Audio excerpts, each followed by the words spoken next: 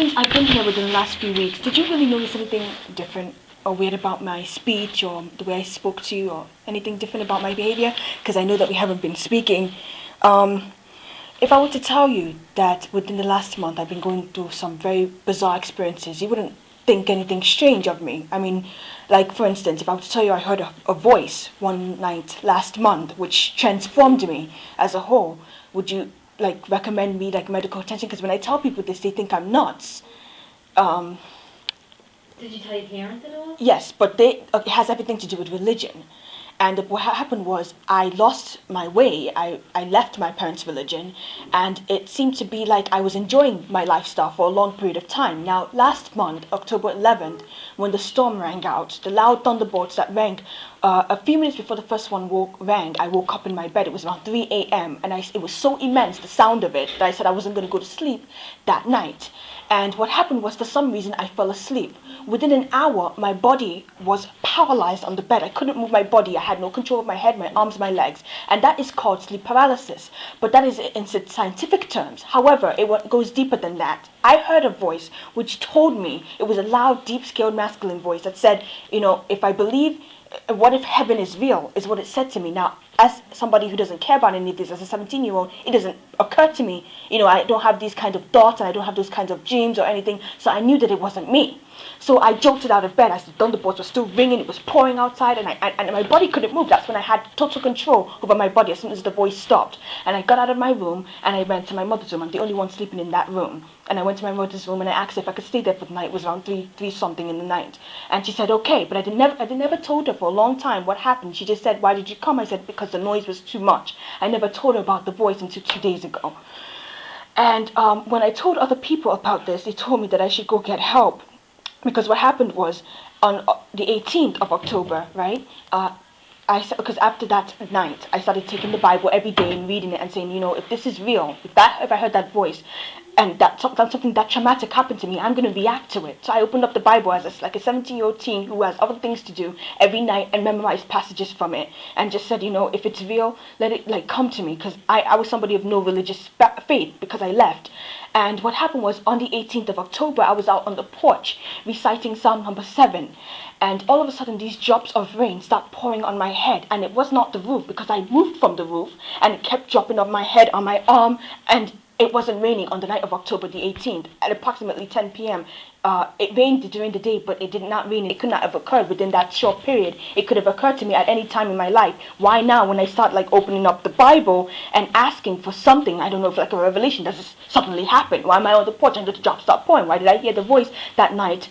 When people give me all kinds of alternatives. Now, the next day, it was like I was under my bed and I was reciting Psalm number 27. I'm moving to Psalm 34 when this wind comes into my room. It's not like it was a breezy night, but it actually, the curtains blew all the way up. This was strange. The light flickers on and off, and I look outside. My street is in a blackout. My entire, that street.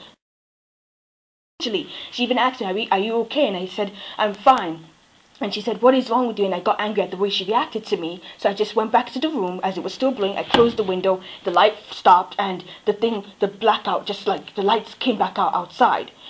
And so the people are telling me that I'm nuts, that I could be hallucinating, that I may be undergoing bipolar syndrome, which means that, you're so excited over something.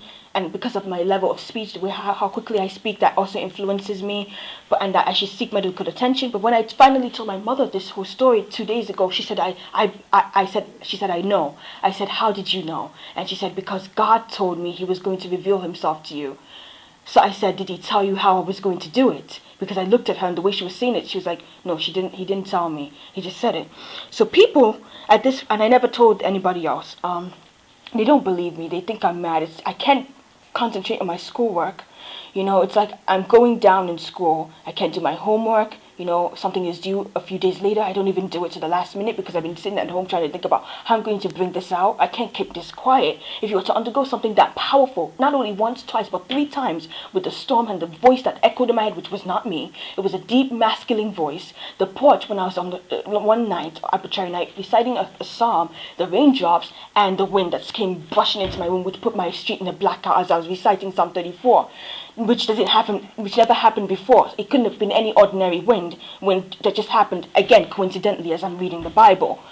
And this was like 1 a.m. in the morning. I was on MySpace before. Nothing like that happened. Right before I opened up the Bible, and I just thought nothing of it.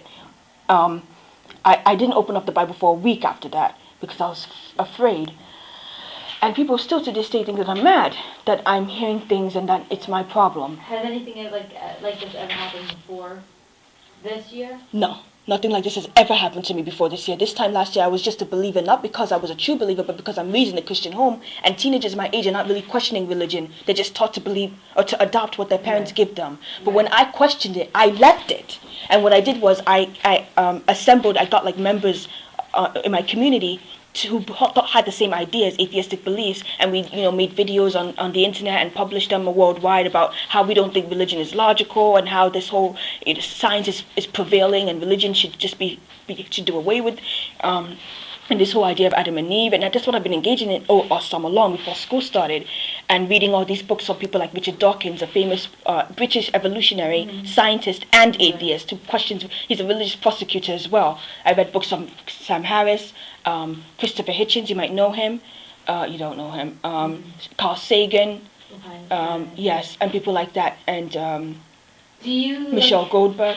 This is a very, very stressful year for you guys because it's your senior year in college and all that stuff. Do you think it has anything to do with any of the stress that you're going through, like from this year? No, it has absolutely nothing. It happened so. Do you feel like really stressed out lately? Have you been feeling stressed out? Yes. I know you, and you get like it's really stressed out like really easily. So do you think like maybe it has something to do with the stress that you've been going through, like that you maybe you're becoming more religious because of it? Because you're looking for God to kind of... Well, I wasn't looking for God on the night it occurred to me and the voice came into my head. I was a blown-out atheist. In fact, that day I went to the college office telling the teacher I was going to pursue a subject in science and biology, which basically rules out the religion, the evolutionary theory. And that's what I told her that day. That was the night it occurred. In fact, that 7th period that day, I was telling a friend, the guy was like, "Oh, you're right, Abiola, I should reject religion. Why should I accept a God? If he did exist, why did it take him so long to stop slavery? And he has black people in his family as well." So he was also outraged. I was like, you know what, you're very smart. People don't say things like that nowadays.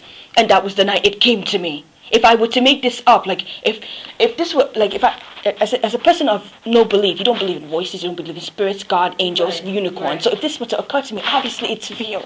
Obviously it was real because that night I couldn't sleep. I woke up and the noise of the thunderbolts, the way it resonated above my head was so immense. It was as if like it was right on top of me. But I didn't think anything. I didn't think about God or religion at that point. It's when I fell asleep that the voice came into my head, and I don't hear voices. So you don't think that it could, and I'm not saying that this didn't happen, and I'm not saying that it's not real, but you don't think that maybe with all the stress that you've been under this year? But I haven't been under any stress until this occurred to me on that night. I was going through... looking at college, just thinking about college? Yeah, but I never underwent anything like that before. Even at home, I was, I never thought about God or religion. And plus, you don't undergo much stress in the very beginning. I was still pretty much frivolous from the summer. I didn't want my summer to end, so I couldn't have been under much stress until that night that it occurred. I didn't even want my summer to end. So in the beginning of September, I was pretty much, in my own world, like, oh, school's back, pretty out, I've been like an A student. I've been an A student for so long, and I just thought, oh, senior year, having fun, and that's when it occurred to me. And I've been an atheist for going to a year now. I've had no belief. I was actually a skeptic throughout late last year when I was first introduced to Richard Dawkins, and I watched a lot of his interviews. He's very famous. If you read Richard Dawkins, he's British, very interesting guy. Wrote loads of books from the 70s, and that's when my faith in God began to deteriorate. So I really wasn't like a real believer. It was just because I was born in a Christian home, and that's when everything started coming to me lately, When you talked to your mom about it, she felt like it was She said, "Why didn't you tell me before?" I said, "Well, I don't know." But she's like, she said, God told me He was going to do it to you. And I said, you know what, I'm not even going to listen to this woman anymore. You know, because but I believe that woman. I believe that woman because she does speak and pray, and she's very devout. She, even though we don't attend church, you know, she does do all those very intimate things with the Creator or God, whatever. And I just like look at her pray, and I'll just close the door of my room and I play music or something. So now do you believe in it though? Yes, unbelievably. And it said, "What if heaven is real to me?" So, and this is not my first. Actually, over the summer, you know, in the beginning of September, I would get like regular dreams. You know, I'd ignore them. Like maybe I watch TV and all of a sudden it would instantly shut off, and this big word